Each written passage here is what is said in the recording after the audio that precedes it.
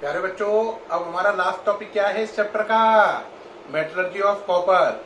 बहुत खुशी की बात है, आज ये चैप्टर खत्म होने पर आ गया है metallurgy of copper last topic के साथ। अब इसे समझो। मेटलर्जी ऑफ कॉपर में पहले स्टार्टिंग किससे होगी? ओर से। कितने ओर मेंशन किए मैंने? 5। पहले नाम चेक करो। पहले का नाम copper glass, formula Cu2s। Cu2s। दूसरे का नाम कॉपर पाइराइट। क्या नाम है? Copper pyrite, formula CuFeS2। यही मेन टारगेट है, इसी से करेंगे अपन, है ना। तीसरा मेलेकाइट। क्या नाम है? मेलेकाइट। फॉर्मूला क्या नजर आ रहा है? CuOH का होल ट्वाइस डॉट CuCO3। चौथा क्यूपराइट, फॉर्मूला है Cu2O। पांचवा एजुराइट। क्या नाम है? एजुराइट। फॉर्मूला है 2CuCO3 डॉट CuOH का होल ट्वाइस। अब जो कॉपर की मेटलर्जी है उसमें कई स्टेप हैं, एक एक करके चलेंगे। पहला स्टेप है कंसंट्रेशन ऑफ ओर। साफ नजर आ रहा है सल्फाइड ओर है, तो कंसंट्रेशन ऑफ ओर किससे होगा? आंसर फ्लोटेशन प्रोसेस से। कौन सी वाली? वही पाइनॉइड वाली। पाइन ऑयल में घोल लो, और पार्टिकल घुलेंगे, गैग पार्टिकल नहीं घुलेंगे, है ना, दोनों अलग अलग हो जाएंगे। दूसरा रोस्टिंग। क्या है? रोस्टिंग। रोस्टिंग करने में आपको याद है क्या करते थे? सल्फाइड ओर को एक्सेस ऑफ एयर के साथ गर्म करते थे। सल्फाइड ओर को एक्सेस ऑफ एयर के साथ गर्म करते थे। ऐसा करने पर 3 चेंज होंगे। कितने? 3। कौन से? पहला देखो, मॉइस्चर इज रिमूव, सारा मॉइस्चर हट जाएगा। दूसरा, सल्फर आर्सेनिक एंटीमनी।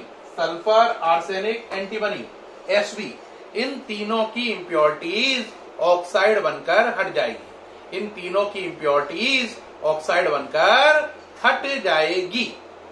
तीसरा चेंज क्या होगा? CuFeS2। CuFeS2 रिएक्शन करेगा किससे? O2 से। किससे? O2 से। और 2 प्रोडक्ट बनाएगा मेन 2FeS Cu2s। तीसरा प्रोडक्ट SO2 बनेगा, वो उड़ जाएगा, तो 2 ही बचे रहेंगे, FeS और Cu2s। तो रोस्टिंग ने कितने काम किए? 3। मॉइस्चर हटा दिया, इंप्योरिटी हटा दी, और Cu2s और FeS बना दिया। Cu2s और FeS बना दिया। जो FeS है उसकी अमाउंट को मैंने X मान लिया है। दोबारा ध्यान दें, FeS की अमाउंट को क्या माना है? X।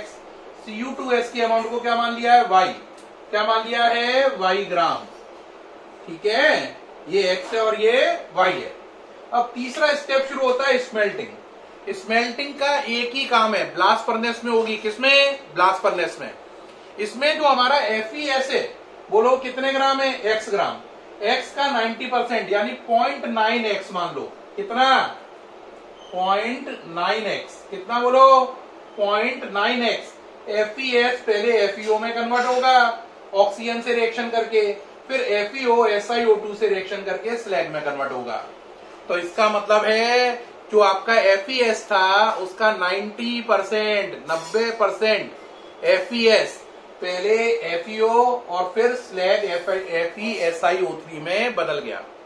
आप कहोगे इससे क्या हुआ? इससे 90% तक रिमूवल हो गया। किसका रिमूवल हो गया? FeS का। अब बताओ FeS कितना बचा? सोच के, X का 90% चला गया, है ना, 0.9x का नुकसान हो गया, तो 0.1x तो आप पे बचा FeS, और जबकि Cu2s Y का Y पूरा बचा हुआ है, तो Cu2s तो Y है, जबकि FeS अब आपके पास केवल 0.1x है।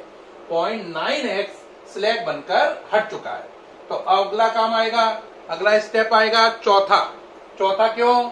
पहला था कंसंट्रेशन ऑफ ओर, दूसरा रोस्टिंग जिसके 3 पार्ट हो गए थे, तीसरा स्मेल्टिंग। स्मेल्टिंग के बाद चौथा स्टेप आएगा, वो है बेसिमराइजेशन। क्या है? बेसिमराइजेशन। देखिए भाई, स्टेप 4 बेसिमराइजेशन। इस स्टेप 4 जो है यही इसका मेन स्टेप है, एनसीईआरटी में पूछा गया है। और ध्यान देने की बात है, जो बेसिमराइजेशन है वो ही सबसे मेन है। और एग्जाम में, बोर्ड एग्जाम में वो ही पूछा जाता है। वेसिमराइजेशन के 3 फायदे हैं। पहला कहोगे पहला क्या? ए वाला तो बेटा वही फायदा है कि जो आपका 0.1x बचा था, कौन? FeS, उसको स्लैग में बदलेगा। पहले क्या बनाएगा? Slag, FeSiO3। इसमें वही दोनों रिएक्शन काम में आएंगी जो मैंने अभी स्मेल्टिंग में लिखी थी। वही दोनों रिएक्शन सेम चल रही है, वही दोनों लिख देनी है। चाहो तो दोबारा लिख दूं, चाहे तो वहीं से कॉपी कर लो, ठीक है। अब बी वाला नंबर आया। बी इसका क्या टारगेट है? बी इसका टारगेट है, याद करो, आप पे Cu2S कितना था? आंसर Y था। FeS कितना था? आंसर X था। FeX का 0.9x तो पहले ही बर्बाद हो गया स्मेल्टिंग में, खत्म कर दिया स्लैग बनाकर, झंझट काट दिया। और 0.1x का यहाँ पे झंझट काट दिया। तो FeS का तो झंझट खत्म। अब बचा कौन खाली? Cu2S। कितना बचा? Y। अब बी स्टेप की बारी आएगी। बी स्टेप में जो Cu2S है ये ऑक्सीजन से रिएक्शन करेगा और एक प्रोडक्ट बनाएगा 2Cu2O। बोलो क्या बनाएगा? 2Cu2O plus 2SO2। ये था कितना? Y, लेकिन आपने इस रिएक्शन में कितना लिया है? 0.5Y। तो 0.5Y ये लोगे तो ये 0.5 बन जाएगा, है ना। इसका प्रोडक्शन भी इससे 0.5 हो जाएगा, 0.5 मोल। स्टोइचोमेट्री लगा लो, ये 2 है, ये 2 है, ये 0.5 है, तो ये भी 0.5 बन जाएगा। तो इसका मतलब आप पे 0.5 कौन बचा? Cu2O। और 0.5 कौन बचा? Cu2S। दोबारा सोचो, Cu2S Y था ना, उसका 50% किसमें बदल गया? Cu2O में। तो Cu2O कितना हो गया? 50%। और 50% कौन बचा रह गया? Cu2S। तो अब आप पे 2 चीजें हैं, 50% ऑफ Cu2S, 50% ऑफ Cu2O। अब ये दोनों चीजें स्टेप सी में जाएंगी। कौन कौन सी? Cu2S और Cu2O दोनों कहा जाएंगी? अगले स्टेप में रिएक्शन बनेगी 2Cu2O प्लस Cu2S। प्रोडक्ट बनेगा 6 कॉपर प्लस SO2। ये SO2 उड़ जाएगी और ये जो कॉपर बना है इसका नाम है ब्लिस्टर कॉपर। क्या नाम है? Blister copper. कितने परसेंट प्योर है? 99। एक कम 100। इसका नाम ब्लिस्टर कॉपर क्यों पड़ा? ब्लिस्टर का मतलब होता है फफोले। देखा है स्किन पर फफोले पड़ते हैं कब? जब कोई चीज से जलो, है ना। तो इसमें फफोले क्यों पड़े? क्योंकि कॉपर है, उसमें से नीचे से गैस कौन सी आ रही है? SO2। तो कॉपर पे जब SO2 टकराएगी, देखो जरा, टक टक टक टक, तो वो ऐसे ऐसे ऐसे बम्पिंग करेगा और फफोले बन जाएंगे। इसलिए इसका नाम पड़ा ब्लिस्टर कॉपर, हिंदी में फफोलेदार कॉपर।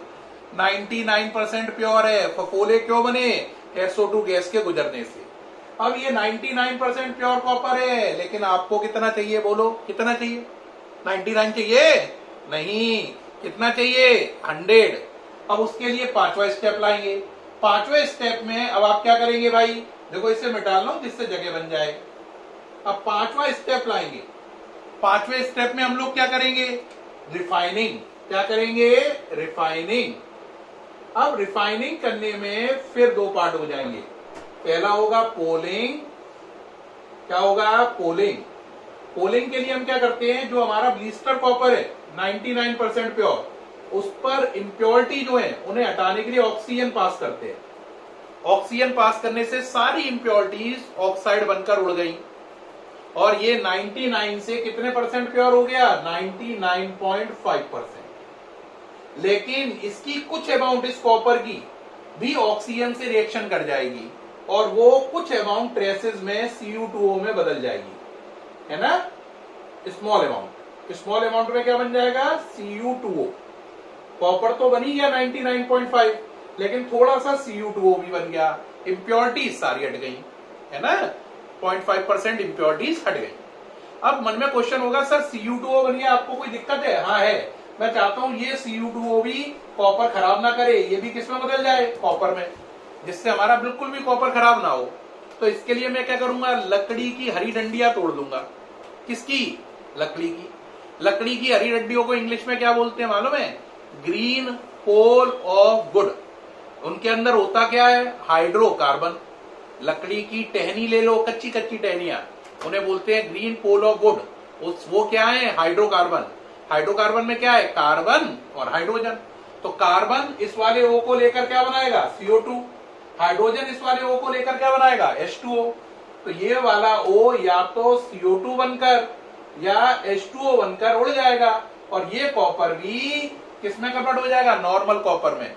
अब इस तरीके से ये काम करने के बाद प्योर कॉपर बचा 99.5%। इसके लिए आपको किसकी जरूरत है? ग्रीन पोल ऑफ वुड की।